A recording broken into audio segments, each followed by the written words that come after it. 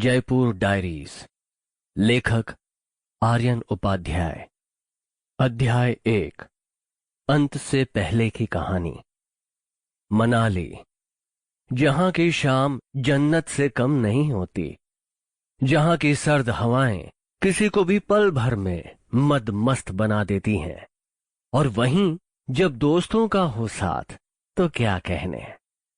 रोहतांग, मनाली का सबसे ऊंचा और बेहद खूबसूरत हिस्सा, जहां बर्फ की सफेद परतें ऐसी लगती हैं जैसे जन्नत यहीं का नाम हो। देर शाम जब सूरज अपनी किरणों को समेटे थकान से चूर, आंखों से ओझल होने लगा, तब वहां से उतरकर हम नीचे की ओर आए। थकान चरम सीमा पर थी।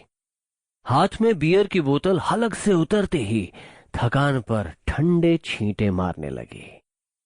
बैकग्राउंड म्यूजिक भी इतना रोमांस से भरा जिसे सुनकर मानो रग रग में मोहब्बत घुल गई हो। इससे खूबसूरत जिंदगी और कहां होगी।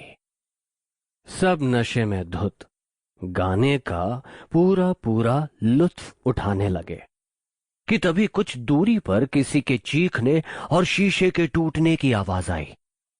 मैं डर गया। मुझे हालात कुछ ठीक नहीं लगे।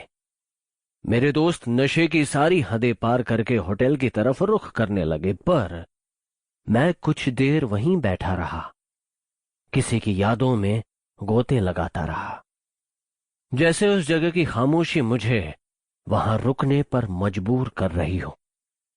तभी फिर से वहां किसी के बुदबुदाने की आवाज आई। कोहरा इस कदर घना था कि कुछ भी साफ साफ देख पाना नामुमकिन ही था।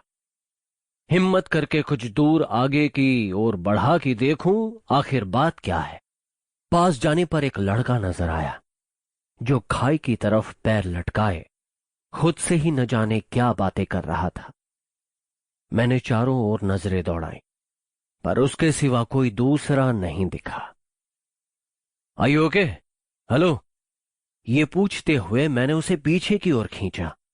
वो बस नीचे गिरने ही वाला था। उसे पीछे खींचते ही मेरी आंखें खुली की खुली रह गईं। पूरा नशा मानो वहीं उतर गया। Shit man, are you out of your mind? उसके दोनों हाथों की नसें कटी हुई थीं। खून से लथपथ सारा सामान अगल बगल बिखरा पड़ा था। मैं उससे लगातार बातें कर रहा था ताकि वो होश में रहे, पर वो तो अपनी सुध बुध खोकर किसी और की दीवानगी की दरकार में लगा रहा। सिया, अब मुझे और परेशान मत करो।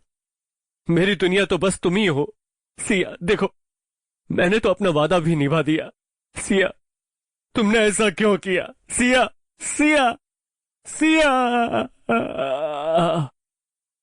कहते हुए वो बेहोशी के गहरे सागर में डूब गया। मैंने झट से सौरभ को फोन करके मनाली के सरकारी हॉस्पिटल में आने को कहा। डॉक्टर, जल्दी देखिए, इसे क्या हो गया है? मैंने वहां के डॉक्टर से कहा। उसके चेहरे की मासूमियत, उसकी वो तड़प, उसका वो मौन रहना हर पल खल रहा था। मध्यम कद काठी, गेहुआ रंग, छोटे स्पाइस कट बाल, आंखों पर लगा चश्मा। देखने से प्रतीत हो रहा था कि वो किसी अच्छे घर से है। देखिए, ये सुसाइड केस है। हम इलाज शुरू करते हैं, पर आप जल्दी से पुलिस एफआईआर की कॉपी ले आइए। डॉक्टर की बात सुनकर मैं डर गया। तभी हॉस्पिटल के मेन गेट से सौरभ आता दिखा। मैंने उसे हाथ दिखाकर जल्दी से अपनी तरफ बुलाया। देखिए, अगर हम एफआईआर कराते हैं तो इसके भविष्य पर गलत प्रभाव पड़ेगा।